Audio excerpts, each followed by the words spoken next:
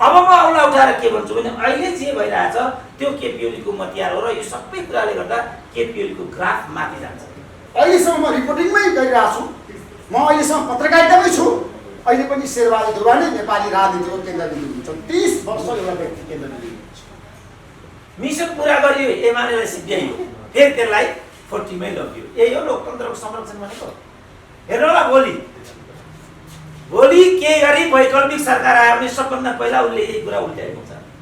केपी शर्मा ओली लगातार हामीले उहाँको पनि समाचार 2048 सालदेखि लेखिरहेको छौँ, उहाँ पनि लगातार पाउनुहुन्छ। केपी ओलीको प्रशस्त आलोचना भयो नि त, अध्यादेशको कुरा गरिरहनु परेन। यो अध्यादेशको सरकार भयो भनेर प्रतिगामी भयो भने सरकार जान कटाइयो होइन त। कतिवटा त्यहाँ विधेयकहरू बसिरहेका छन्, केही भएको छैन। सरकार निकम्बा भएको छ, सांसद निकम्बा भएको छ, अल बिकज स्वार्थले खेलिरहेका। स्वार्थ पनि कस्तो स्वार्थ भने तर प्रतिपक्षमा बस्ने पक्षमा गयो, एकताको पक्षमा मतदान पाएकोले त्यसलाई विभाजित गरायो, त्यसपछि आजको स्थिति आइपुग्यो। अब टोटल फेलियर भएर मुलुकको समय बर्बाद त गर्नु हुँदैन। त्यसमा अहिले नयाँ फ्रेस म्यान्डेट त जरुरी छ। अलिअलि छलफल सबै निर्वाचनहरू स्थानीय तहको, प्रदेशको सङ्घीय सरकारको सङ्घीय तहको निर्वाचन एकैचोटि गरौँ भन्ने छलफल अब अलि बुद्धिजीवी सर्कलमा भएको सुनिन्छ। राष्ट्रलाई हेरेर युजर आउट बनाएनौँ, राष्ट्रलाई हेरेर मुलुकलाई कहाँ लैजाने भन्न सकेनौँ। सम्मानित नेताहरू, नेपालका सबभन्दा ठुला चिकित्सक डाक्टर सुन्दरमणि दीक्षित, पत्रकार मित्रहरू, आज मलाई अचम्म लाग्यो नेताहरूको अभिव्यक्तिमा पनि ठुलो परिष्करण आएछ। उहाँहरूमा पनि जवाबदेहीपन चाहिँ अलिकति बढे जस्तो। आज कमरेडलेसम्म संयमित बोल्नुभयो। शेरबहादुर तामाङ त लयरै हो, उहाँ संयमित हुनु जरुरी थियो। डक्ट्रिनेसनले, एजुकेसनले पनि उहाँलाई त्योभन्दा पर जान दिँदैन थियो। डाक्टर साहबको चाहिँ मैले अलिक कम सुने कार्यकारणले। चन्द्रजीबाटै म थाल्छु के भने युवाहरूको पकड नहुनु, युवा नेतृत्वमा आउन नसक्नु समस्याको जड हो भने जस्तो कुरा गर्नुभयो। तर उहाँहरूको पार्टीमा चाहिँ सबैभन्दा ठुलो अवसरवाद हाबी युवाहरू नै भएको देखिन्छ।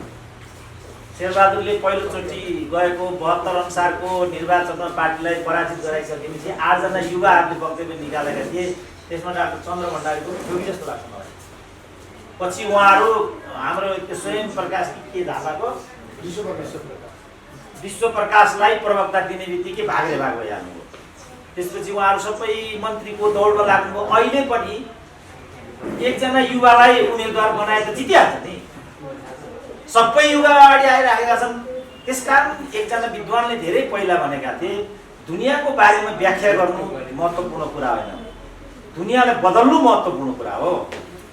उहाँहरूले व्याख्या मात्रै गर्नुहुन्छ, पार्टीभित्र आन्तरिक जनवाद छैन मात्रै भन्नुहुन्छ, तर आन्तरिक जनवादको लागि लड्नुहुन्न। त्यहाँ एउटा नेतालाई, ठुलो नेताले निर्घात कुटपिट गर्दाखेरि उहाँहरू एक शब्द पनि दिनुहुन्न। त्यसको फल त्यहाँको मूल नेतृत्वले आफ्नो पक्षमा पार्छ र आफूले चाहेको कुरा गर्दै हिँड्छ। जहाँसम्म शेरबहादुर सरकारको सफलता असफलताको कुरा छ, आज पत्र पत्रिकाले त्यो बारेमा 4-5 वटा टिप्पणीहरू गरेका छन् र 3-4 नेताहरूका प्रतिक्रिया पनि त्यहाँ आएका छन्। सबभन्दा पहिला सत्ताधारी दलकै नेताको प्रतिक्रिया आएको छ, यो सरकारको सबभन्दा ठुलो उपलब्धि भनेको चाहिँ यसले भ्रष्टाचार गरेको छैन। त्यसपछि प्रतिपक्षमा उभिएका नेताहरूको भनाइ चाहिँ यो सरकारबाट केही पनि कुरा आशा गर्नुको अर्थै केही छैन, किनभने यसले 88 दिनसम्म त आफ्नो सरकारलाई पूर्णतै दिन सकेन, किनभने यसले पूर्ववर्ती सरकारले गरेका सबै निर्णयहरूलाई एकपछि अर्को रद्द गर्ने अभियानबाट आफ्नो कार्यकाल सुरुवात गर्यो। सबभन्दा पहिला त उसले राजदूतमाथि प्रहार गर्यो र उसले के भन्यो भनेदेखि यो सरकारको प्रतिबिम्बन गर्न नसक्ने राजदूतहरू विदेशमा रहनु उचित हुँदैन, रहँदैनन्। अब तपाईँ अहिले यही अमेरिकाको राजदूतको कुरा गर्नुहोस्, अर्को सरकार त्यहाँ आयो, ऱ्यान्डी बेरी एजिटिज हुनुहुन्छ। योभन्दा पहिला काङ्ग्रेस, भारतीय काङ्ग्रेसले नियुक्ति गरेका रे भन्ने राजदूत थिए, तिनले आफ्नो कार्यकाललाई पनि पूर्णता दिए। हाम्रो केपी ओलीले महेन्द्रबहादुर पाण्डेको 6 महिनाको मात्रै कार्यकाल थियो, फिर्ता लिएर आउनुभयो। के हो नाम, लीलामणि, फिर्ता गरेर लिएर आउनुभयो। यो उचित हुँदैन भन्ने आवाज हामीले त्यही बेला दिँदै थियौँ। अब अहिले हेर्नुहोस्, 8 जनाको एग्रिमोको लागि नाम पठाइएको थियो, तत्काल उहाँहरूले हालिहाल्नुभयो। फेरि अरू 22 जनालाई उहाँहरूले फिर्ता बोलाएर लिएर आउनु भएको छ। यो सरकारको कार्यकाल बढीमा 13 महिना हो, 9 महिना पनि सकिन सक्छ। यो तुरुन्त निर्वाचन भयो भने 5 महिना पनि सकिन सक्छ। भनेपछि हाम्रो नीतिगत निरन्तरता नरहने भन्ने कुरा प्रष्टै छ। किनभने यो हेरेर बसिरहेको हुन्छ। अब अहिले जो गठबन्धनको कार्यशैली देखिन्छ, यो कार्यशैली हेर्दाखेरि फेरि केपी ओलीको पुनरुदय हुने जस्तो मेरो आकलन चाहिँ त्यो छ। किनभने पालो नेपाली काङ्ग्रेसको थियो, उनलाई 57 जाने म्यान्डेट दिएन। किनभने वामपन्थीहरूलाई एकताको लागि र स्थायित्वको पक्षमा नेपाली जनताको भर्डिक्ट थियो। उहाँहरूले त्यो माथि घात गरेको हुनाले उहाँहरू दण्डनीय हुनुहुन्छ र उहाँहरूलाई दण्डित गरिनुपर्छ भन्ने हामीहरूको मान्यता थियो। तर प्रतिपक्षमा बस्ने पक्षमा गयो, एकताको पक्षमा मतदान पाएकोले त्यसलाई विभाजित गरायो। त्यसपछि आजको स्थिति आइपुग्यो। अब यसको जिम्मेवारी कसलाई दिने त? शेरबहादुरजीले भन्नुभए जस्तो अब खालि 12 दिनको कार्यकाल यो सरकारलाई उपलब्ध छ, यसको मूल्याङ्कनको त समय नै भएको छैन। मन्त्रीहरूको जो नियुक्तिको प्रणाली भयो त्यो पनि खण्ड खण्ड गरेर भएको छ। शेरबहादुरको श्रीमतीलाई तुरुन्त बनाउनु पर्ने थियो, उमेश श्रेष्ठको तुरुन्त नियुक्ति भयो। त्यसपछि युएनमा एउटा परराष्ट्र मन्त्री प्रस्तुत गर्नुपर्ने थियो, डाक्टर खड्काको नाम आयो। त्यसपछि गठबन्धनभित्र कुरा मिल्ने नमिल्ने कुराहरू यत्र तत्र थिए, न्यायालयको भागभण्डाको कुरा थियो। त्यसपछि जेठान काण्ड भयो। साथीहरू यहाँ लोकतन्त्रको खुट्टी हाँकेर बसेका छन्, लाज लाग्नुपर्ने घाँटे के भइरहेछ देशमा? त्यो लोकतन्त्र भनेको। त्यसकारण मैले चाहिँ लोकतन्त्रको चुरो समात्नुपर्छ भनेको छु। त्यसका जम्मा 5 वटा खण्डहरू हुन्छन्। ती खण्डहरू भनेका योग्यताक्रम, जवाबदेहिता, पारदर्शिता, अनि उपयुक्त व्यक्ति, उपयुक्त स्थान र पुरस्कार र दण्डको व्यवस्था। माइनस त्यो लोकतन्त्र हुँदैन। चन्द्रजी, तपाईँ पढे लेखेको नेतामा पनि परिसक्नुभयो। अब यी 5 वटा कुरा छैनन् भने त्यो लोकतन्त्र हुनै सक्दैन। अनि कस्तो लोकतन्त्र हो त भन्ने कुरा आयो। योग्यताक्रम नेपालमा अहिले अर्थमन्त्री कसरी बनाइन्छ, परराष्ट्र मन्त्री कसरी बनाइन्छ, योजना आयोगका योजनाविदहरू कसरी बनाइन्छ, राजदूतहरूको नियुक्ति कसरी हुन्छ, त्यहाँबाट हेर्नु हामी। त यो विधिबाट कहाँ लोकतन्त्र चाहिँ सुनिश्चित हुन सक्छ? हामीले लिएको अभ्यासै गलत छ मैले देख्दा।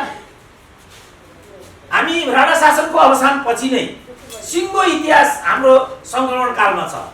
हामी कस्तो प्रणालीबाट कहाँ पुग्ने भन्ने कुरामा अहिले पनि सुनिश्चित छैनौँ।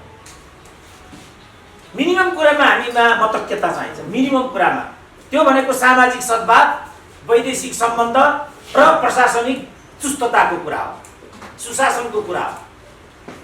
हामी सङ्घीयतामा गयौँ, तर नागरिकताको लागि, पासपोर्टको लागि, कृषकहरूको भुक्तानीको लागि, यावत कुराको लागि हामीहरू काठमाडौँमै आउनु परेको स्थिति छ। माइतीघर मण्डलामा अनसन बस्नु परेको स्थिति छ। त्यसपछि सङ्घीयता किन? सङ्घीयताको औचित्य के हो? सङ्घीयताको सबभन्दा ठुलो कुरा गर्ने मन्त्री एक राजेन्द्र श्रेष्ठ, जो योचोटि मन्त्री पनि हुनुभएको छ। हामीले जस्तो किसिमको सङ्घीयता अवलम्बन गर्यौँ यो एकदम महँगो भयो। चोकै पछि मन्त्री पद, चोकै पछि ढाक कर र एकदम तड्किलो बड्किलो। तपाईँलाई थाहा छ सङ्घीय व्यवस्था अन्तर्गतको जुन स्थानीय संरचना छ, खालि सभासदहरूको, सांसदहरूको, स्थानीय सांसदहरूको मात्रै कुरा हो। यो वार्षिक तलब भत्तामा मात्रै खर्च 1 अरब 60 करोड हुँदो रहेछ हाम्रो अहिले सङ्घीयता आइकन। यो 10 वर्षमा गाडी गुडीतर्फ मात्रै नेताहरूले 65 अरब पैसा खर्च गरेका छन्। हाम्रो दिननाथ कमरेड त जनयुद्धबाट आउनुभएको, उहाँलाई धेरै अप्ठ्यारो लाग्नु पर्ने। शेरबहादुर कम्युनिस्ट पार्टीको हो भन्नुहुन्छ, यस्तै हुन्छ कम्युनिस्टको ढाँचा ढाँचा। तपाईँहरू त काङ्ग्रेसको नामले हेर्ने पनि हुन्छ हो। तपाईँहरूको त शेरबहादुरको गाडी नकली भन्ने पुष्टि भयो। उहाँले जो प्रतिपक्ष दलको हैसियत लिनुभएको गाडी थियो, त्यो गाडी नै उहाँले चढेको गाडी होइन भन्ने कुरा हो। विधिको शासन भन्छ नि त नेपाली काङ्ग्रेस, त्यही हो त विधिको शासन भने। यी त बिचरा मेरै पार्टीका त हुने पत्रकार बिचरा के यता भन्नु जस्तो लागेको। हामीसँग गरिब एउटै पार्टीका खानु छैन, लाउनु छैन, पत्रकारहरूको त के छ बिचरा। आफ्नो निजी हो यो सबै। यसको बलमा उहाँहरूले बिचरा त्यसमा पनि कहिले के कानुन ल्याउने भन्छन्, कहिले के ल्याउने भन्छन्। अस्तित्वको लडाइँमै पत्रकारहरूको त जिन्दगी गयो। हाम्रो स्थिति पनि त्यो कहाँ मान्छ आजभोलिको पत्रकार फकाउँदा फकिन्छ भने हान्छ ढाडमा। मुख्य कुरा चाहिँ के भने प्रणाली बसाउनु पर्यो। जस्तो तकमाकै पनि दिनानाथजी धेरै आशा गरेको नि हामीले माओवादीसँग त सानो आशा गरेको हो र केपी ओलीको प्रशस्त आलोचना भयो नि त। अध्यादेशको कुरा गरिरहनु परेन। यो अध्यादेशको सरकार भयो भनेर प्रतिगामी भयो भने सरकार जान कटाइयो होइन त। त्यसपछि उहाँले 40% को संवैधानिक व्यवस्था थियो होइन, कुन चाहिँले यहाँ संविधानको रक्षा उहाँले नै भन्नुभयो। 40% को जो व्यवस्था थियो त्यसलाई 20 मा ल्याइयो, मिसन पुरा गरियो, एमालेलाई सिद्ध्याइयो, फेरि त्यसलाई 40 मै लगियो। यही हो लोकतन्त्रको संरक्षण भनेको। हेर्नु होला भोलि के गरी वैकल्पिक सरकार आयो भने सबभन्दा पहिला उसले यही कुरा उल्टाएको हुन्छ र छानी प्रहार गर्छ। उसले माओवादीलाई प्रहार गर्छ, काङ्ग्रेसलाई प्रहार गर्छ, अरूलाई प्रहार गर्छ। अनि कसले चाहिँ लोकतन्त्रलाई संरक्षण गरेको हुन्छ त? यहाँ यो कायदा नै गलत छ। कतिपय कुरामा हामीले एउटै मुद्दामा उभिनुपर्छ। त्यो कतिपय कुरा भनेको संरक्षणको, संविधानको संरक्षणको प्रश्न होला। यसलाई कसरी चाहिँ सुदृढीकरण गर्ने भन्ने प्रश्न होला। यसमा हामीले अब कहिलेसम्म झगडा गर्ने? अहिले कति वर्ष भयो भन्नुहोस् त? 7 साल यता नै हाम्रो 71-72 वर्ष भइसक्यो प्रणालीको लागि हामी लडेका। अहिले सहमतिको दस्तावेजको रूपमा अहिलेको संविधान छ। अहिलेको भन्दा सहमतिको लागि राम्रो वातावरण भविष्यमा कहिले पनि हुन सक्दैन भन्ने कुरा दिनानाथजीले पनि भनिसक्नुभयो। बहुमतको योभन्दा राम्रो बहुमतको कुरा अब हुन सक्दैन भनेर। यो बहुमत भाँडेको नेपाली जनताले होइन नि, यो बहुमत बिगारेको हामीले होइन नि त। हामीले दिएको हो स्थायित्वको लागि वामपन्थीहरूलाई। तपाईँ किन यो गल्ती गर्नुहुन्छ? यस बापत को दण्डित हुने त? दण्डित हुनु पर्दैन कसैले। यो गरे गल्ती कसले? हामीले हो, पत्रकारले हो। कसले हो यो गरे? कोही त कठघरामा उभिनु पर्यो नि त। जबसम्म अपराधीलाई, अभियुक्तलाई हामी लोकेट गरेर दण्डित गर्दैनौँ। किनभने लोकतन्त्र भन्दै कहाँ नङ्गा नाच्न पाइन्छ र? लोकतन्त्र त सबैभन्दा बढी अनुशासित प्रणाली हो। तर त्यो स्वेच्छाले त्यो दण्डलाई चाहिँ कबुल गर्नुपर्छ। मैले गल्ती गरेँ भने त्यसलाई मैले स्वीकार गर्नुपर्छ। होइन भने पाइलटले जहाज दुर्घटना गराउने, रेलको ड्राइभरले ट्रेन दुर्घटना गराउने, अनि रेलवे मन्त्रीले राजीनामा दिने, उड्डयन मन्त्रीले राजीनामा दिने, त्यसको के तुक छ भन्नु त? ल त्यो लोकतन्त्र भनेको त्यही हो। एकचोटि उम्यो भने हाउसमा, नर्थ कोरियामा अब त गोली ठोकिदिहाल्छ सिद्धिको। तर जापानमा सुत्यो मात्रै भने पनि उसले त्यो पदबाट राजीनामा दिन्छ कि त्यो सुत्ने ठाउँ होइन त्यो। तर यहाँ त सुति पनि रहेका छन्, उमी पनि रहेका हुन्छन्। तिनीहरूले लोकतन्त्रको ठुल्ठुलो कुरा गरेर आउँछन्। त्यस कारण हामीले जो प्रणाली अवलम्बन गरेका छौँ यो प्रणालीमा हामीले मतैक्यता ल्याउनु पर्यो। कहिलेसम्म सङ्क्रमणमा हामी जाने? तपाईँलाई थाहा छ अहिले हाम्रो देशमाथि कति ऋण पुगेको छ? 17 खरबको त अहिले हामीमाथि ऋण। 17 खरबको, 16.5 खरबको बजेट छ हामीलाई। 1 खरब त यी बढ्ता भइसक्यो। 11 खरबको व्यापार घाटा छ। 11 खरबको। प्रत्येक नेपालीमाथि जन्मिने 67,000 को ऋण छ।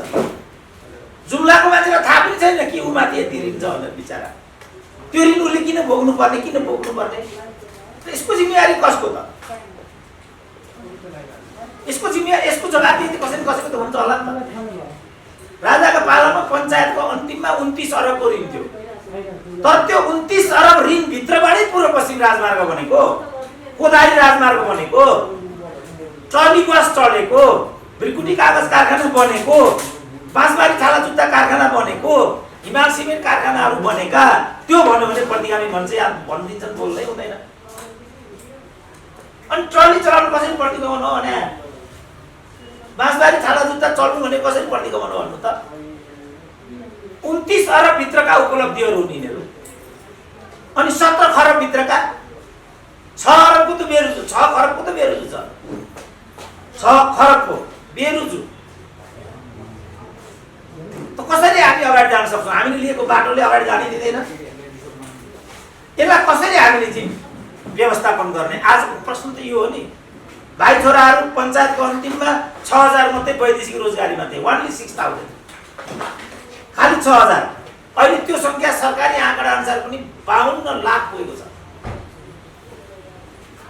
निजी क्षेत्रले यो चाहिँ 82 करोडभन्दा माथि पुगेको आकलन गरेको छ। मेरो विचारमा यो सङ्ख्या 1 करोडभन्दा माथि छ। 3 करोड मध्ये 1 करोडलाई बाहिर राखेर अनि उनीहरूले पठाएको रिमिटान्स त्यो अहिले 11 अरब पुग्यो।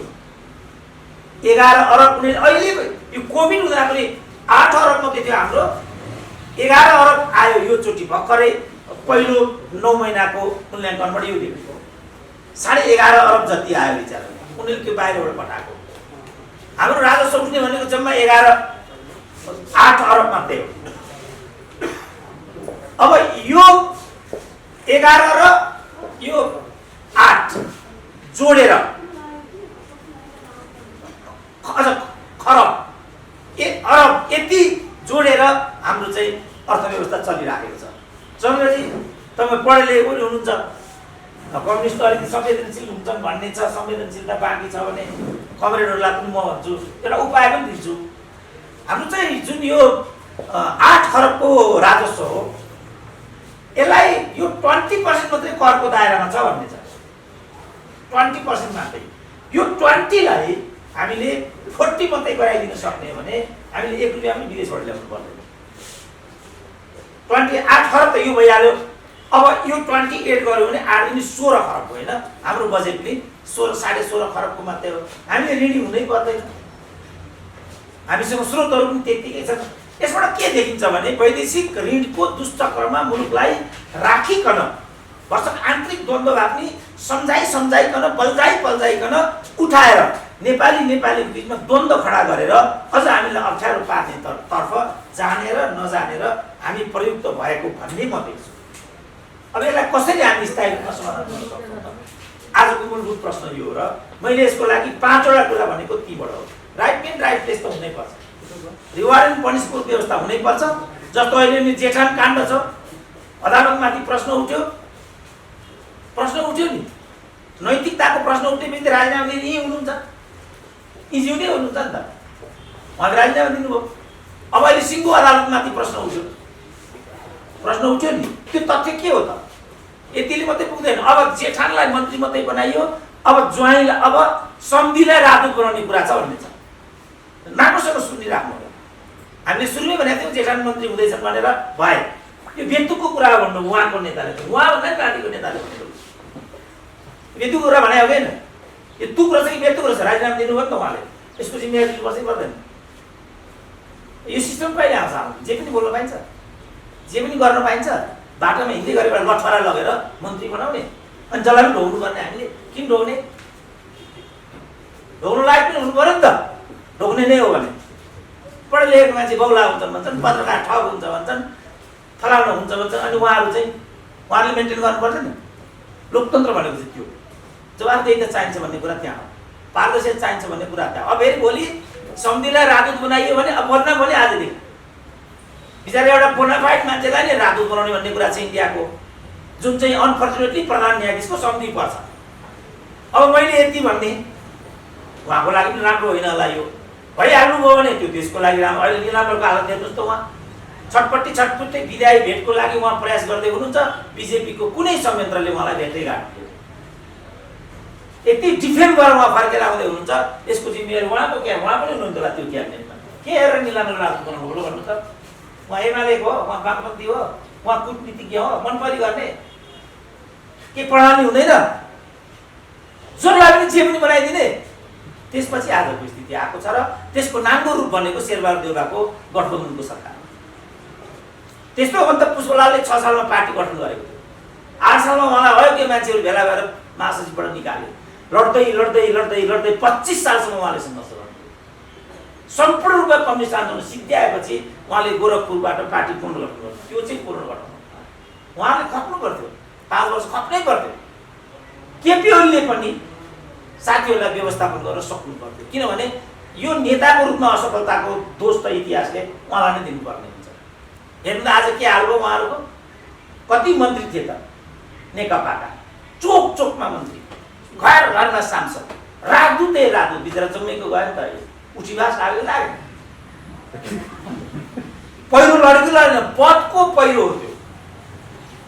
एकजना केपी ओलीको स्वार्थको लागि यो सब कुरा भयो, उहाँले पनि ठिक गर्नुभएको छैन। तर यसको जुन बोझ हो त्यो नेपाली जनताले बेहोर्नु पर्ने किन भन्ने लडाइँ उहाँहरू झगडा गर्ने मेरो अब अन्तिमतिर मेरो के रिक्वेस्ट छ साथीहरूलाई भने तपाईँ तीनजनै जिम्मेवार नेता हुनुहुन्छ। अब 2 टर्मको सिस्टमको लागि तपाईँ जीवन मण्डललाई गर्नुहोस्। कोही पनि नेताले 2 चोटि भन्दा हुनु नपाउनु। सांसद पनि 2 चोटि, पार्टीको पदाधिकारी पनि 2 चोटि, नेता पनि 2 चोटि, हरेक कुरा 2 चोटि लड्नुहोस्। अहिलेको विधानमा पारित अब अहिलेको विधानमा गरेर फेरि के उद्देश्यले त्यो आयो विधानको व्यवस्था? केपी ओली चाहिँ सुरक्षित राखेर अरूलाई 2 चोटि हो भने त्यो पनि योजनाबद्ध भयो। हजुर यो छ कुरा। अब त्यसकारण एउटा त्यसमा इस्युमा जानुहोस् तपाईँहरू।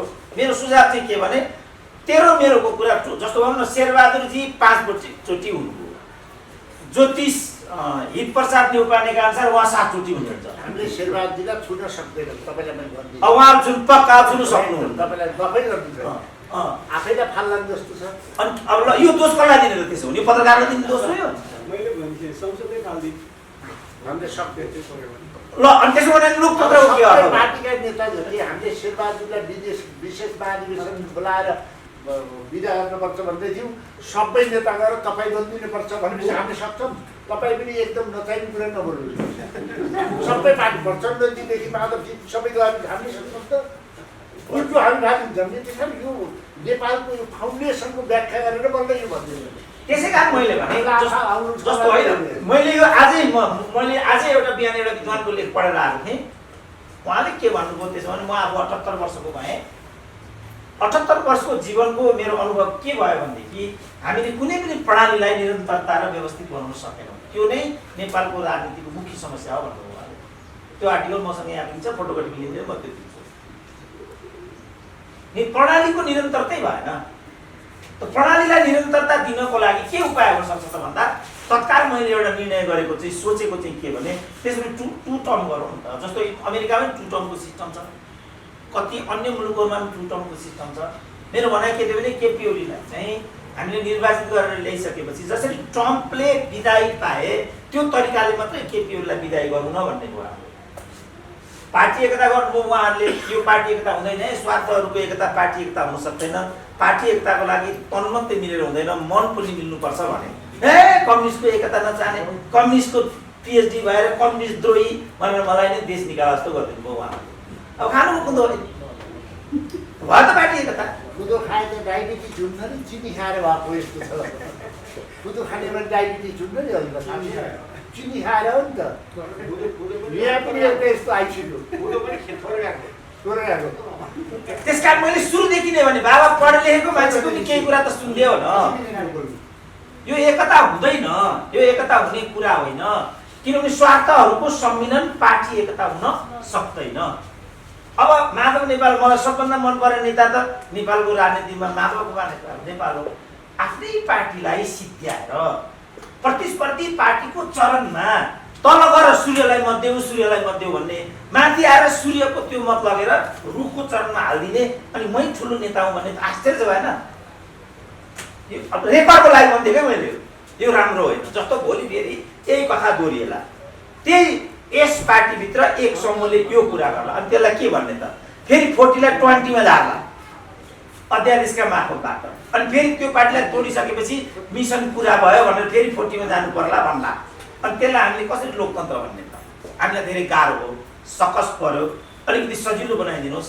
लोकतन्त्रमा सजिलो बनाउने भनेको प्रणाली र योग्यता, पारदर्शिता र जवाबदेहिताको कुरा अनिवार्य हुन्छ।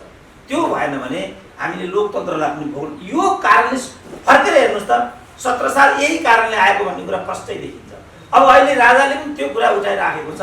ल यो केपी ओलीका पालामा यस्तो कुरा हुन्थ्यो भनेदेखि प्रतिगमनको सबभन्दा ठुलो नाइकी यही त हिन्दू राज्य ल्याउने हो। नारायण नीतिको अगाडि जानुको मतलब गणतन्त्रको विरुद्धमा आजै घोषणा हुन्छ। अब संहिता खारेज हुन्छ, यही न भनियो। यही आधारमा केपी ओलीको प्रतिगमन हो भने मैले भने यही सिस्टमको लागि केपी ओली 14 वर्ष सेन्ट्रल जेलमा बसेको होइन। इमान्दार हुनु पर्यो नि त हामीले। यो केपी ओलीको दलाली हो। यही कुराको लागि 14 वर्ष केपी ओली जेलमा बसेको एक मनको त त्यो क्या हो झुन्नाको, त्यो झुन्नाएर हतकडी लाएर 14 वर्ष। तपाईँ मलाई त त्यहाँ 5 मिनट टोयलेटमा थुनिदियो भने म यहीँ मर्छु। वाइसिएलले त्यहाँ चाबेल क्याम्पसमा 10 मिनट मात्रै मलाई थुनिदिएको थियो, मैले हात खुट्टा उचालिहालेँ। भाइ तँ जे भन्छस् म त्यो मान्छु, मलाई यहाँ जिग्रियो भने 10 मिनटमा मात्रै।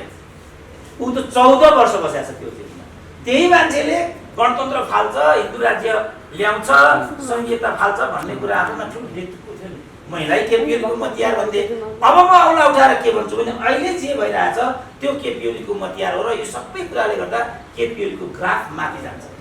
केपी ओलीको कहर नेपाली राजनीतिले अर्को 10 वर्ष पन्चाउन सक्दैन। खोइ पत्रकारै आउँदैन त। धन्यवाद हो। ल त्यसकारण हामीहरू चाहिँ अलिकति अब युवा वर्ग आउनै पर्यो क्या, हस्तक्षेप गर्नै पर्यो। लोकतन्त्रको प्रतिफल हामीले पाएनौँ, नेताहरूको परिवारजनको लागि मात्रै लोकतन्त्र ल्याइएको जस्तो भयो। अब मैले अलिकति बढी पनि समय पाएँ, लिएँ, यसको लागि तपाईँलाई धन्यवाद दिएर बिदा लिन्छु। नमस्ते। यो टिचरहरूले यो प्रत्यक्ष प्रसारण भइरहेको छ प्राइम टाइम टेलिभिजनबाट, रेडियोबाट, सोसल मिडियाबाट र यहाँहरू सबैलाई म स्वागत गर्न चाहन्छु। र आज हामी प्रधानमन्त्री शेरबहादुर देउवाको 100 दिन, उहाँ कति सफल कति असफल, उहाँका चुनौती के छन्, सम्भावना के छ र उहाँले देशको अहिलेको रोडम्यापलाई कार्यान्वयन गर्न सक्नुहुन्छ। हाम्रो देशमा धेरै समस्याहरू छ।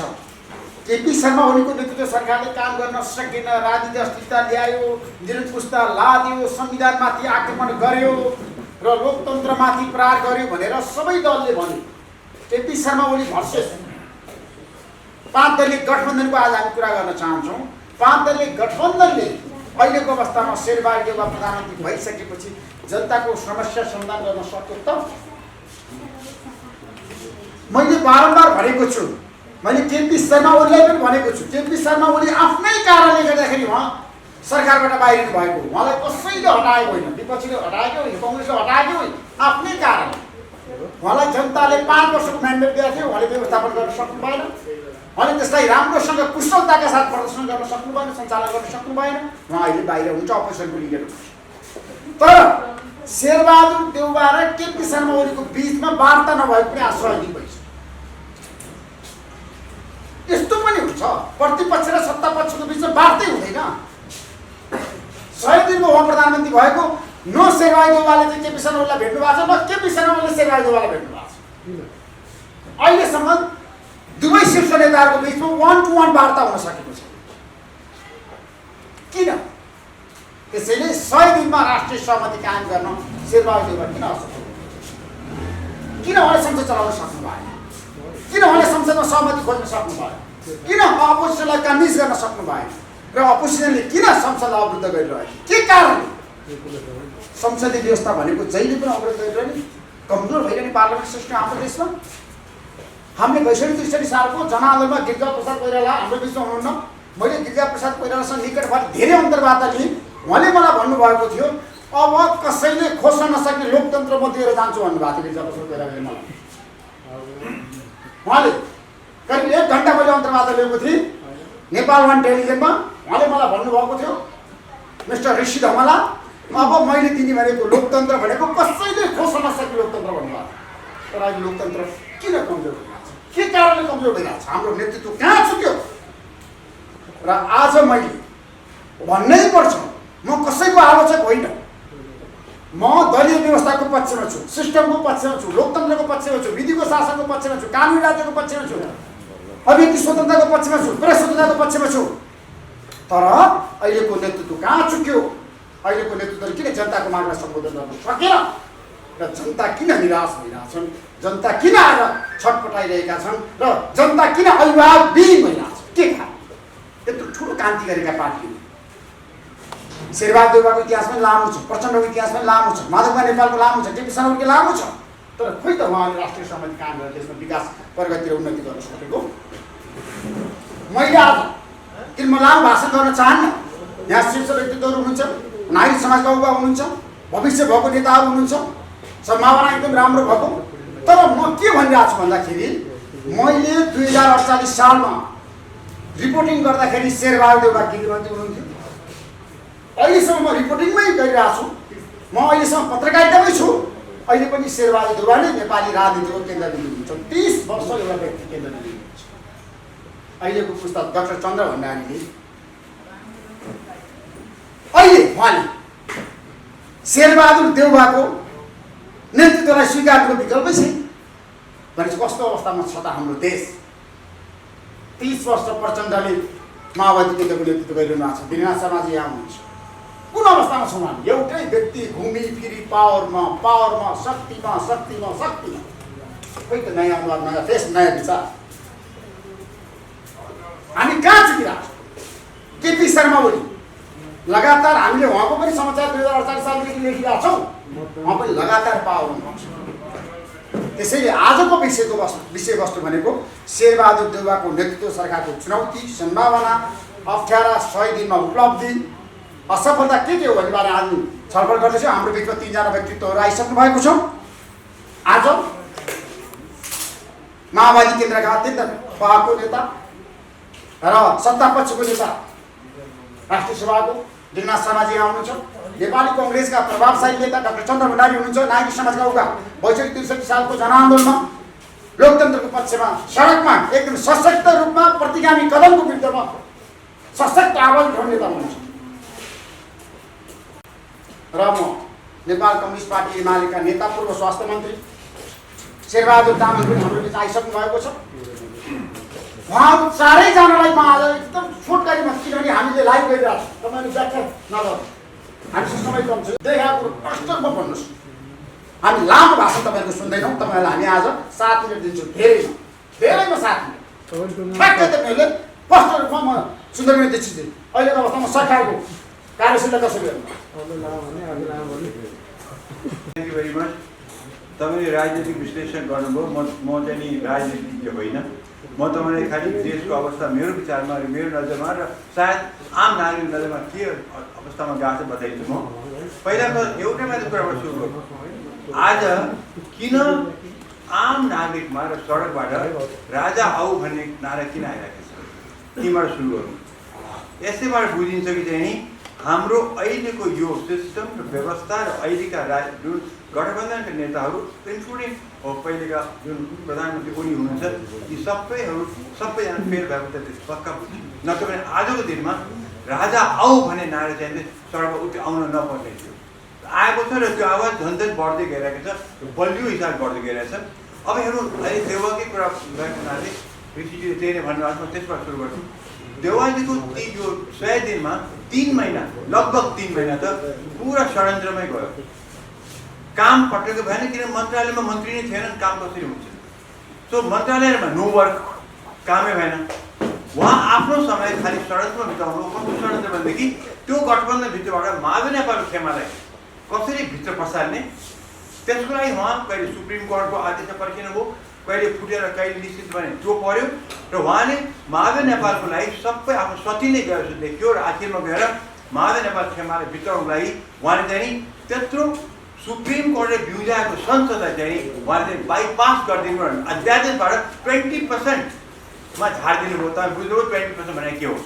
यस्तो लोकतन्त्रलाई कमजोर र अस्तव्यस्त अवस्थामा पुऱ्याइदिनु भयो। त्यसको लगत्तै माधव नेपाल खेमा फुटेर आउने बित्तिकै उनले वैधानिकता पाउने बित्तिकै इलेक्सन कमिसनबाट तत्कालै चाहिँ फेरि त्यो अध्यादेश फर्काइदिनु भयो संसदबाट।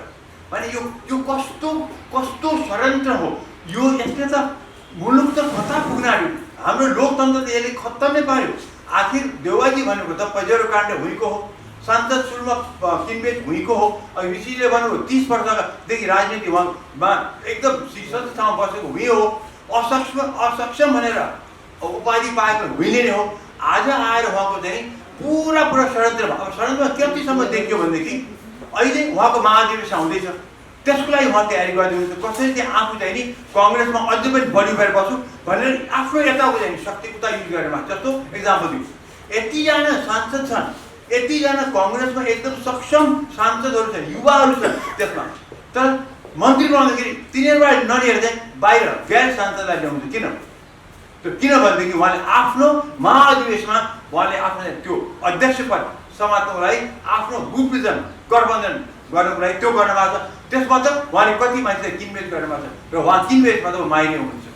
भनेदेखि यस्तो अवस्थामा यस्तो षड्यन्त्र सरकारको काम भन्यो भनेदेखि सिम्पल कुरा गरौँ, हाम्रो बेजल ट्विन काण्ड के भयो? हाम्रो ट्विन काण्ड यही 3 महिनाभित्र भएको हो। एक शब्द भारतसँग अफिसियली दिल्लीसम्म चाहिँ कुनै किसिमको कुरा भएन। खालि त्यो टिम पठाएर आँखा छारोमा हाल्थे र खत्तम भयो त्यहाँ पनि।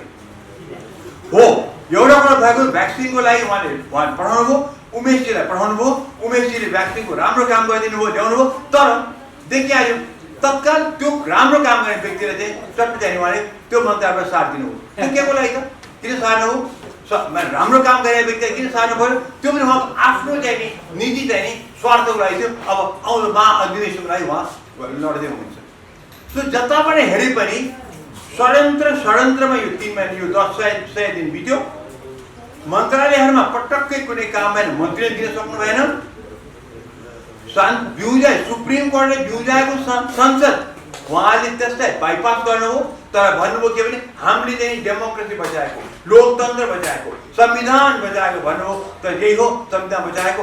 जब बिउजेको लोकतन्त्रबाट चाहिँ काम नगरेर चाहिँ अध्यादेशबाट त्यति खल बनाउने, लोकतन्त्रलाई त्यसरी खल बनाउने काम गर्दाखेरि आज त्यसले गर्दाखेरि हाम्रो लोकतन्त्र नै अब कच्चा भयो।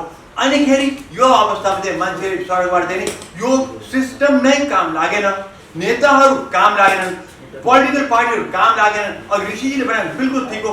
30 वर्षदेखि यही व्यक्तिहरू, यही नामहरू, यही पार्टीहरू हामी माथि हामी बाहिर बसिरहेछन्। किन त हामी प्रगति भएन? किन एउटा ट्विन काण्डसम्म पनि हामीले चाहिँ त्यसमा के बोल्न सकेनौँ? हाम्रो स्वाभिमान कहाँको भन्दाखेरि हामी सबै स्वाभिमानी नेपाली, हामीले नि सार्वभौम सत्तावाला नेपाली। खै त्यो सबै कहाँ गयो त? हो, भ्याक्सिनमा एउटा काम राम्रो भएको तर त्यसमा पनि ल्याउने मान्छे उमेशजीलाई मैले हटाइदिइहाल्नु हो। त्यसैले जताबाट हेरे पनि टोटल असफल, यो गठबन्धन नै असफल भन्छु मैले। किनभनेदेखि त्यो गठबन्धनले के गर्न सक्नु पर्थ्यो नि त? देउवाले जे गर्यो त्यही मान्दै जाने। महादेव नेपालको काण्डमा यो 14 जना सांसदहरूलाई त्यो गल्ती त अग्नि छाप रहेछ त, हामी देउवा कुरा गर्छ। तर देउवाजीले पनि कमसेकम चाहिँ महादेव हामी हाम्रो ओलीजीसँग कुरा गरेर कहीँ चाहिँ निकाल्न सक्नु पर्थ्यो। देउवाले चाहिँ बरु मिडल म्यानको रोल खेल्दै चाहिँ अग्नि सापकोटले चाहिँ ओलीलाई भेटाउनु पर्थ्यो। सांसद अहिले पनि नाराबाजी चलिरहेको छ। सांसदले केही पास गर्न सकेको छैन। कतिवटा त्यहाँ विधेयकहरू बसिरहेका छन्, केही भएको छैन। सरकार निकम्बा भएको छ, सांसद निकम्बा भएको छ। अल बिकज स्वार्थले खेल्यो। यहाँ स्वार्थ पनि कस्तो स्वार्थ भनेदेखि यो चाहिँ पुरा चाहिँ नि सेवा देउवाको स्वार्थ र यसमा अग्नि सापकोटले पुरा साथ दियो। कुरा चाहिँ यति हो। अरू त खास मसँग केही छैन। ऋषि उठि पनि सक्नुहोस्। Thank you very much. चाहिँ सिद्ध्याउने प्रयत्न गर्छौँ कि प्रत्यक्ष प्रसारण भइरहेको छ प्राइम टाइम टेलिभिजन मार्फत यो कार्यक्रम तपाईँहरूले हेरिरहनु भएको छ। म ठ्याक्कै डाक्टर चन्द्र भण्डारीबाट सुरु गर्छु। सत्तारूढ दलका नेता, प्रधानमन्त्री बनाउने पार्टीको नेता डाक्टर चन्द्र भण्डारी। होइन, तपाईँ पनि एउटा खेलाडी हो।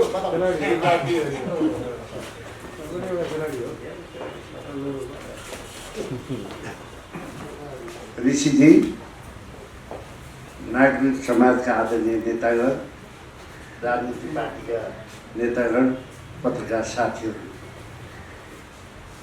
नेपालको समस्या, यसको समाधान, जनताको चाहना र वर्तमान चुनौती, यी 4वटा कुरालाई हामीले नहेरिकन, यसको विश्लेषण नगरिकन हामीले कुनै पनि बाटो गन्तव्य पत्ता लगाउन सक्दैनौँ।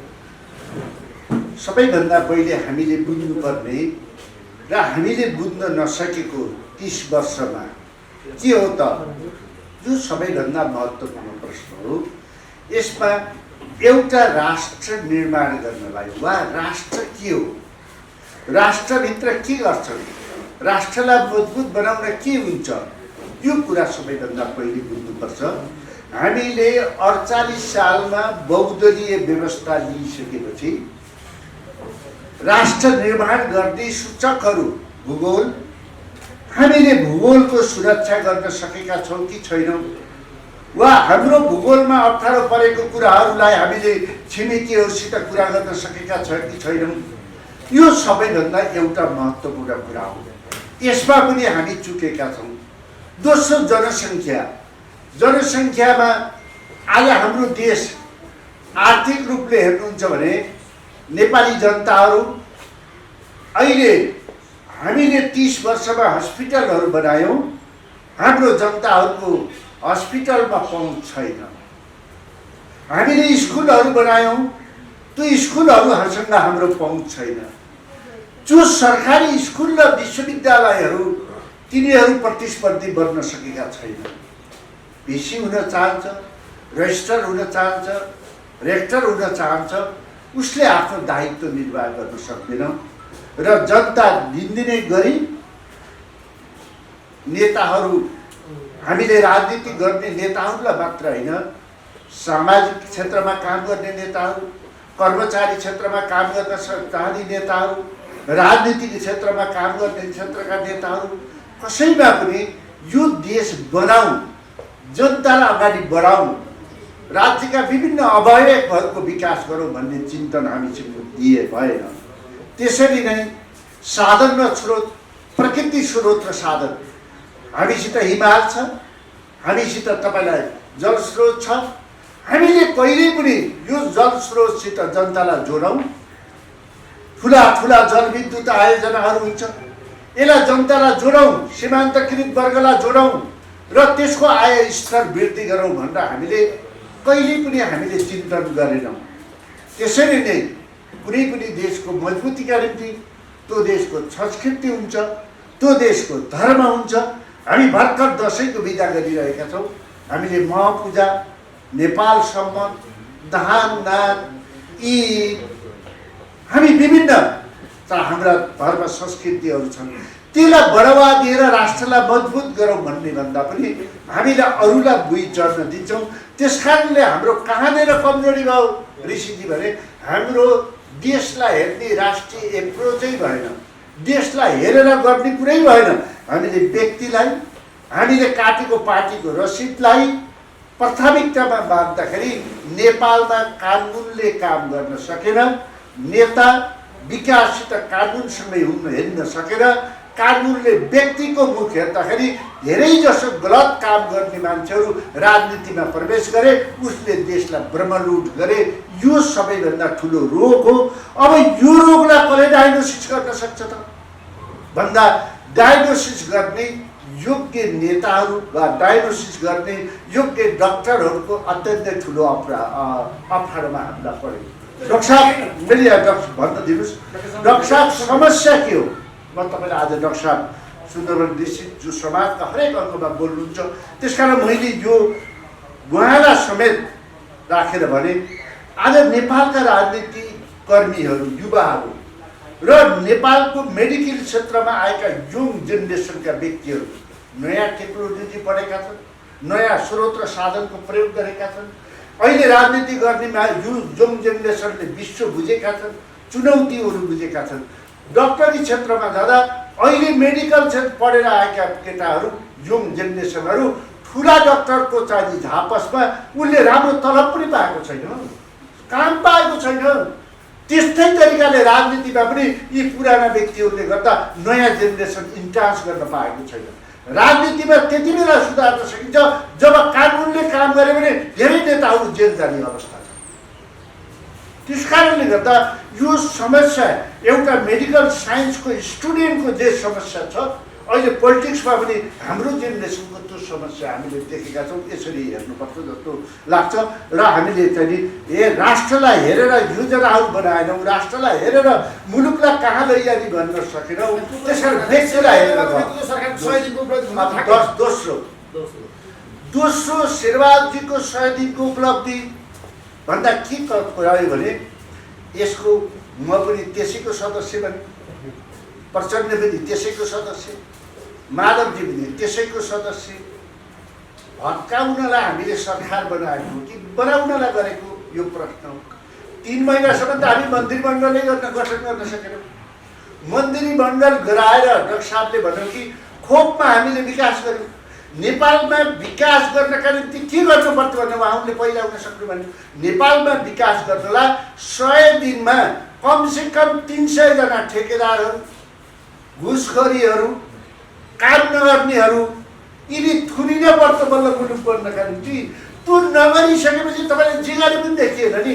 होइन भने हामीले तपाईँलाई क्यान्सरको व्यक्तिलाई 5,000 रुपियाँ दिने त व्यवस्था गर्यो सरकार। तपाईँलाई यो के अरे हार्ट क्र्याक भएकोहरूलाई 5,000 दिने व्यवस्था गरिसक्यो, किडनीको रोगीलाई 5,000 दिने व्यवस्था गर्यो। त्यो पीडाले हेर्दा तिनीहरूको रूपबाट सन्तुष्टि छ। तर हामीले नेसनलाई हेर्दाखेरि के हो भने एउटा किसान कुखुरो पालिरहेको छ, भैँसी पालिरहेको छ, साग उब्जाइरहेको छ भने त्यसले मैले के पाएँ भनेर हेर्छ। सिंहदरबारमा बस्नेले के पाओ भनेर मुलुक हेरिँदैन। त्यस कारणले त्यसले के पाओ भन्ने कुरामा हामीले पोलिसी बन्न सकेको छैन। वर्तमान चुनौतीअनुसार नेपालको राजनीतिक नेतृत्व अगाडि बढ्न सकेन। डाक्टर साहब, मलाई नेपालको पोलिटिकल लिडरसिपमा वा नेपालको पोलिटिक्समा डिएनएमा नै खराब छ जस्तो मलाई लाग्दैन। डिएनएमा नै खराब मैले आफूले त्यो अनुभूति गरेको छु। दोस्रो कुरा, त्यस कारणले मलाई लाग्छ शेरबहादुरजीका पनि के रह्यो भने, शेरबहादुरजीको पनि मलाई कस्तो लाग्यो भने शेरबहादुरजी र गिरिजाबाबुको कन्फ्लिक्ट हुँदा शेरबहादुरजीले पार्टी फुटाउनु भयो। शेरबहादुरजीको पार्टी कमजोर भएको थियो। काङ्ग्रेस पार्टीले शेरबहादुरजीलाई मिलाएर ठुलो बहुमतका साथ पार्टीको सभापति पनि बनायो, प्रधानमन्त्री बनायो। तर शेरबहादुरजीले काङ्ग्रेसका साथीहरूलाई आफ्नो ठान्नु भएन, सानो गुटमा बस्नुभयो। त्यसकारण उहाँको इन्जिन चाहिँ खैलाएको इन्जिन छ। खैलाएको इन्जिनले ड्राइभ गर्छ भन्ने कुरा मलाई लाग्दैन। त्यो डिफेक्ट प्रचण्डजीमा पनि मैले त्यो देखेँ, केपी ओलीमा पनि त्यो देखेँ, शेरबहादुरजीलाई पनि त्यो देखेँ। त्यसकारण वर्तमान लिडरसिप नै असफल हो। यो लिडरसिपले आफ्नो पार्टी चलाउन सकेन, आफ्नो सरकार चलाउन सकेनन्। यसको बहिर्गमन, यसको विधान नेपालको विकास र नेपाललाई अगाडि बढाउने कुरा हो भन्ने कुरा तेस्रो कुरा राखेँ। अब सदन किन चलेन, यो कुरा महत्त्वपूर्ण कुरा।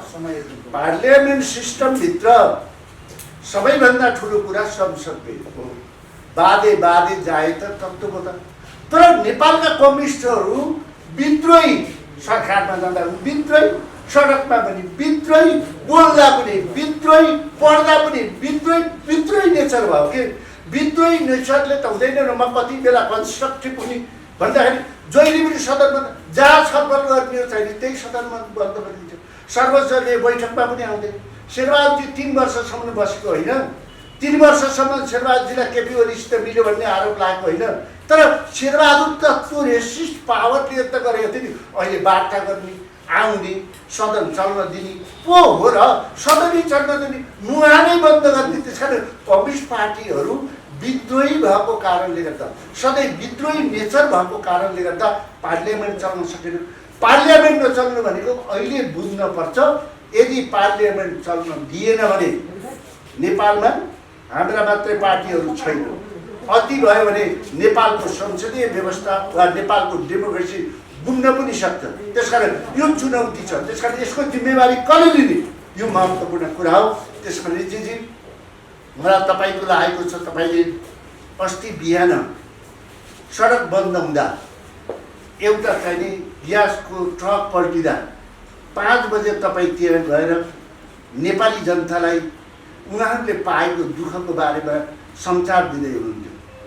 बिहान मात्रै ऋषि धमलाले सबै पत्रिकाको हेडलाइन कसले करप्सन गर्यो, कहाँ नराम्रो भयो, कहाँ राम्रो भयो, जनताले कहाँ गरे। बिहान नेताले मात्रै त्यति मात्रै सुनिदिएर दिउँसभरि मैले के गर्नुपर्छ भन्ने भने मुलुक फरक तरिकाले जान्छ। त्यसकारण नेताहरूले यो गर्ने चासो छैन। कुनै पनि नेता पार्टीका नेता बन्न सकेका छैनन्। यिनी गुट र उपगुटका नेता बनेका छन्। सबै यिनीहरूको इन्स्ट्रुमेन्टहरू, यिनीहरूले यिनका पङ्खाहरूमा खिया लागिरहेको छ। यिनले मुलुक बनाउँछन्, यिनले बनाउन सक्दैनन्। ऋषिजी त्यसमा कहाँ के भयो, कहाँ कसो भयो भन्ने प्रश्नै छैन। यी नेताहरू बिदा नहुन्छन् यो मुलुक पनि बन्दैन, देश पनि बन्दैन। एक थरी जनता अरम्बै प्लेन चढेर जान्छन्, लास आइरहनेछ। एक थरी युवा डिस्टिङसन आएको विदेश पलायन हुनेछन्। योभन्दा मेरो यो नै कन्क्लुजन हो यार। जसैसुकै जतिसुकै ठुला कुरा गरे पनि कन्क्लुजन यो, उहाँहरूबाट मुलुक बन्दैन। उहाँको परिवार बन्ला, उहाँको गुट बन्ला, उहाँको उपगुट बन्ला, तर मेरो देश बन्दैन, मेरा जनताले सुख पाउँदैनन्। म त्यही अभियानमा मेरो काङ्ग्रेस सुधार्नलाई, काङ्ग्रेसलाई बढाउनका निम्ति यो काङ्ग्रेसको महाधिवेशनबाट नयाँ नेतृत्व भन्ने अभियानमा हामी लागेका छौँ। संसारकर्मीहरूले पनि सँगैसँगै हामी गयौँ भने मिल्छ, सांसद बन्छ। नारी समाजले पनि यसलाई प्रमोट गर्यो भने समाज बन्न सक्छ। नत्र भने मुलुक उहाँहरूबाट 30 वर्ष बन्न भनेको मुलुक अब उहाँका 2-3 महिना भन्छ ऋषिको प्रश्नै गल्ती छ। धन्यवाद। पछिल्लो समय मैले एउटा अन्तर्वार्ता दिएको छु रेडियोमा, त्यो 3 करोड 20 लाख हेरेछ। 3 करोड 20 लाख। मैले केपी शर्मा ओलीको बारेमा र शेरबहादुर देउवालाई बोलेको थिएँ। म अब शेरबहादुर तामाङजी तपाईँ अपोजिसनको लिडर हुनुहुन्छ, अपोजिसन पार्टीको लिडर हुनुहुन्छ, एमालेको, ठ्याक्कै भन्नु सरकारको 100 दिनको तपाईँले मूल्याङ्कन गर्दाखेरि प्रधानमन्त्री शेरबहादुर देउवा कति सफल, ठ्याक्कै भन्नुहोस्। धन्यवाद रिपोर्टर्स क्लबका नागरिक समाजका आदरणीय अगुवा सुन्दरमणि दीक्षितज्यू, राजनीतिक दलका आदरणीय मित्रहरू, उपस्थित पत्रकार मित्रहरू, अब मूलतः अब 100 दिनको मूल्याङ्कन गर्दाखेरि अघि नै साथीहरूले भनि नै सक्नु भएको छ। 88औं दिनमा सरकार पुनर्गठन भएको छ। 12 दिनको मात्रै मूल्याङ्कन गर्न सकिएला, किनभने 88औं दिनमा सरकार पूर्णता पाएको छ। 100 दिनभन्दा 12 दिनको हिसाब आउला। त्यसैले 12 दिनमा के गर्यो होला भन्दाखेरि अब के गर्यो, अब हरेक क्षेत्रमा फेलियर छ। सुशासनको क्षेत्रमा फेलियर छ। विकास निर्माणको क्षेत्रमा त अघिल्लो पूर्ववर्ती सरकारले अगाडि बढाएका विकास आयोजनाहरू रोक्नु भन्ने आदेश दिनुभएको छ, रोक्नु भएको छ। त्यस पछाडि विकास निर्माणको क्षेत्रमा पनि फेलियर देखिन्छ। अब मित्र राष्ट्रहरूसँगको सम्बन्धको हिसाबले पनि खास गरी अब धेरै गतिलो चालामाला देखिएको छैन। अब पूर्ववर्ती सरकारले नियुक्ति गरेका राजदूतहरू फिर्ता बोलाउनु भएको छ। अनि त्यसपछि अर्को राजदूत नियुक्ति गर्नलाई अब कुन कुन गठबन्धनको कसको चाहिँ चित्त बुझाउनु पर्ने हो, त्यहाँ फेल भइसक्नु भएको छ। त्यस पछाडि अरू राष्ट्रियताको सवालमा खास गरी हामीले मित्र राष्ट्रहरूसँगको सम्बन्धमा चीनतिर सिमाना विवाद छ भनेर अब बिचकाइदिनु भएको छ। दक्षिणतिर अब ट्विन काण्ड छँदैछ कि त्यत्रो घटनामा पनि अब चुईसम्म नबोलेर बसेको छ। त्यसैले आफ्नो राष्ट्रियता र छिमेकी मित्र राष्ट्रहरूसँगको सम्बन्ध पनि राम्रोसँग गतिलो ढङ्गले अगाडि बढाउनु भएको छैन। र राष्ट्रलाई असर पार्ने एमसिसीको बारेमा पनि सरकार स्पष्ट छैन। कहिले भन्छ 11 बुँदा संशोधनको हामीले प्रस्ताव पठाएको छौँ भन्छ, उहाँकै अनि परराष्ट्र मन्त्री गएर हामी संशोधन नगरिकनै पास गर्छौँ भनेर फेरि अमेरिकातिर गएर बोल्नुहुन्छ। त्यसले यस्ता हरेक फिल्डमा फेल भएको छ। नम्बर त 0 नै देखिन्छ, तर पनि कमीकुथी गऱ्यो भने 10 नम्बर जति त दिन सक्छु जस्तो लाग्छ। म आफै चाहिँ म अलि सकारात्मक ढङ्गले हेर्ने भएको हुनाले र अब जहाँसम्म यहाँ अलिकति सिस्टमकै फेलोको कुरा चाहिँ म ठान्दिनँ। होइन, हामीले अवरोध गरेको होइन। पार्लियामेन्ट चाहिँ हामीले पार्लियामेन्टमा जब यो सरकारले धेरै विधेयकहरू, हिजो पूर्ववर्ती सरकारले अध्यादेशकै रूपमा भए पनि राम्रो विधेयकहरू लिएर आएका थियौँ। ती विधेयकहरू एकमुष्ट पार्लियामेन्ट सुरु भएको ल ठिक छ। अब त्यो चाहिँ अदालतबाट आयो, जे देशबाट आएको भए पनि अदालतबाट आयो, तर पनि पार्लियामेन्ट आयो र त्यो पार्लियामेन्टको पहिलो बैठकमा त्यो बिचमा भएका सबै अध्यादेशहरू चाहिँ पहिलो बैठकमा प्रस्तुत गर्नु पर्थ्यो, गर्नु भएन। प्रस्तुतै गर्नु भएन। हामीले सबै अध्यादेशहरू लिएर आउन प्रस्तुत गर भनेर हामीले भन्यौँ। त ऋषिजीको यहीँ आएर पनि हामीले धेरैचोटि भन्यौँ होला, हाम्रो पार्टी अध्यक्षले पनि अन्तर्वार्ताहरूमा धेरैचोटि भन्यौँ होला, तर सुनाइ भएन। सुनवाई नभइसके पछाडि हामीले भन्यौँ कि सामूहिक रूपमा पार्लियामेन्टमा हामीले सामूहिक आवाज उठाएका हौँ। अवरोध त हामीले गरे होइन, अवरोध हामीले गरेको होइन। अवरोध सत्ता पक्षले गरिरहेको छ कि हामीले प्रश्न भनेका छौँ नि, सत्ता पक्षले जुन ढङ्गले सत्ता पक्ष भएको छ, यो सत्ता पक्ष हुनको कारणहरूको बारेमा हामी स्पष्ट हुन चाहन्छौँ। त्यसैले अहिले जसरी सरकार प्राप्त गरेको छ, सरकार प्राप्त गरेको कारणहरूको बारेमा हामी स्पष्ट हुन चाहन्छौँ। र अघि नागरिक समाजको अगुवा हाम्रा आदरणीय दाइले भनिसक्नुभयो कि जुन तरिकाले नेकपा एमाले जतिको एउटा राष्ट्रको पहिलो पार्टीलाई विभाजन गर्नको लागि जुन तरिकाको एउटा अध्यादेश पार्लियामेन्ट, जुन पार्लियामेन्ट चाह्यो भनेर मुद्दा हालेर पार्लियामेन्ट फिर्ता गरेका छ, अनि त्यो पार्लियामेन्टको बैठक चल्दा चल्दै त्यो पार्लियामेन्टको बैठक चाहिँ अन्त्य गरेर भोलिपल्टै अनि अध्यादेश लिएर आउँछ। पार्लियामेन्ट थियो नि त, त्यही कानुन ल्याएको भए भइहाल्थ्यो नि, हामी छलफल गर्थ्यौँ होला नि। अनि त्यस पछाडि कानुन लिएर आएर चाहिँ अध्यादेश मार्फत एउटा चाहिँ दल विभाजन सम्बन्धी कानुन लिएर आउँछ, दललाई विभाजन गर्छ। विभाजन गर्नु अगाडि नै हामीले केही साथीहरूलाई पार्टीको चाहिँ अनुशासन उल्लङ्घनको कारबाही गरेका हुन्छौँ।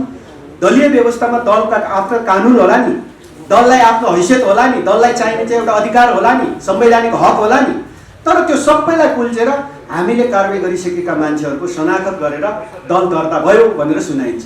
हो यो सबै विषयमा कुनै पदाधिकारीसँग बसेर अथवा कुनै दलसँग बसेर होइन, हामी सत्ता पक्ष र प्रतिपक्ष भएर वार्ता गर्छौँ भनेर त भनिरहेकै छौँ नि। केले रोकेको छ त अहिले शेरबहादुर देउवाजीलाई? हामीले त वार्ता गर्छौँ, आउनुहोस् समाधान दिन्छौँ भनिरहेकै छौँ। त्यसैले हामी सत्ता पक्षसँग वार्तामा बस्न तयार छौँ। त्यो सत्ता पक्ष भएर प्रधानमन्त्री आउनुहोस् कि जोसुकै आउनुहोस्, र हामी प्रतिपक्ष भएर वार्तामा बस्न तयार छौँ र त्यही वार्ताबाट निष्कर्ष निक्लिन्छ। भएका गतिरोधहरू के गतिरोध हुन् त्यो सबै समाधान हुन्छ। र एउटा कुरा म स्पष्ट पार्न चाहन्छु, जहाँसम्म संसदको कुरा छ, निर्वाचनको कुरा छ, अब आदरणीय मित्र चन्द्र भण्डारीजीहरूले कति रोक्न सक्नुहुन्न। यदि नेपाली काङ्ग्रेसको महाधिवेशन सम्बन्धी प्रक्रिया सुरु गर्नुभएको छ, नेपाली काङ्ग्रेसको उहाँले नेतृत्व फेर्ने कुरा पनि गर्नुभयो, धन्यवाद छ। यदि नेपाली काङ्ग्रेसको महाधिवेशन प्रक्रियाहरू अगाडि बढ्दा वर्तमान प्रधानमन्त्री नेपाली काङ्ग्रेसको सभापति शेरबहादुर देउवाजी कमजोर हुन लाग्यो वा महाधिवेशनमा म सभापति जित्दिनँ भन्ने लाग्यो भने यो संसद पनि उहाँले भङ्ग गर्नुहुन्छ, हेरिराख्नु होला। यो संसद छिटै भङ्ग गर्नुहुनेछ र छिटै अर्को निर्वाचनको घोषणा गर्न सक्छ। त्यसो भएको कारणले उहाँले कति रोक्न सक्नुहुन्छ हेरौँ। त्यसैले उहाँहरू चाहिँ अब देउवाजीले मुलुकलाई चलाउने होइन, गठबन्धन बोकेर अब कति दिन चलाउन सक्नुहुन्छ? अब टोटल फेलियर भएर मुलुकको समय बर्बाद त गर्नु हुँदैन। त्यसमा नयाँ फ्रेस म्यान्डेट त जरुरी छ। अलिअलि छलफल सबै निर्वाचनहरू स्थानीय तहको, प्रदेशको सङ्घीय सरकारको सङ्घीय तहको निर्वाचनमै एकैचोटि गरौँ भन्ने छलफल अब अलि बुद्धिजीवी सर्कलमा भएको सुनिन्छ। म धेरै धन्यवाद दिन चाहन्छु उहाँहरूलाई कि वास्तवमा यो तर्फ मुलुक जान सक्यो भने पनि यसले एउटा निकास दिन्छ होला। त्यसैले अरू धेरै गाली गर्ने भने मेरो त शुभकामना छ, राम्रोसँग चलाओस्। अब यो चाडबाडको बेलामा अब किन अब धेरै भन्नु र उहाँहरू राम्रोसँग चलाओस्, मुलुकलाई राम्रो बनाऊ, हाम्रो त यति कुरा हो नि। त्यही भन्ने कुरालाई पार्लियामेन्टमा हामीले सामूहिक रूपमा आवाज राखेको है, र पारित गर्दाखेरि त गर्नु हुँदो रहेछ नि त। एउटा त्यो के बजेट कि के भन्ने चाहिँ उहाँहरूले अब त्यहाँ हाम्रो अवरोध भन्दै पारित त गर्नु हुँदो रहेछ। तर एसिड आक्रमण सम्बन्धी त्यो विधेयक किन ल्याउन सक्दैन? नागरिकता विधेयक किन ल्याउन सक्दैन? अनि त्यस पछाडि डक्टरहरूलाई तपाईँ चिकित्सकहरूमाथि भइरहेको ज्यादती त्यो सम्बन्धीका विधेयकहरू किन ल्याउँदैन? महिला हिंसासँग सम्बन्धित कानुन चाहिँ किन ल्याउँदैन? त्यो चाहिँ अवरोध भयो रे, एमालेको कारणले अवरोध भएको कारणले ल्याउन सकेन भन्छ। अनि उहाँहरूले चाहेको बजेट कि के भन्ने बजेट मार्फत अनि त्यहाँ चाहिँ कालाधनलाई सेता बनाउने खालका कतिपय प्रावधानहरू राखेर ल्याउने कुरो त कसैको ल्याउन सक्नु हुँदो रहेछ। त्यसैले हिसाब किताब हुन्छ। हामी राम्रोसँग हेरेर बसेकै छौँ। 12 दिनको समीक्षा म गर्दिनँ, किनभने 28 दिन त उहाँले त्यतिकै गुजार्नु भएको छ, 88 दिन त्यतिकै गुजार्नु भएको छ। त्यसैले 88 दिन अब 12 दिन 100 दिनमा गर्दाखेरि 12 दिन मात्रै सरकारले पूर्णता पाएको हो। त्यसो भएको हुनाले उहाँहरूले कमसेकम 10 नम्बर चाहिँ म दिन्छु। धन्यवाद। शेरबहादुर तामाङजी, शेरबहादुर अब म माओवादी केन्द्रका प्रभावशाली नेता, अत्यन्त सम्मानित नेता वीरेन्द्र शर्माजी, ठ्याक्कै शेरबहादुर देउवाको नेतृत्व सरकारको राम्रो काम 1 2 3 के राम्रो काम? 1 2 3 आज सरकारको हामी सबैको प्रवक्ता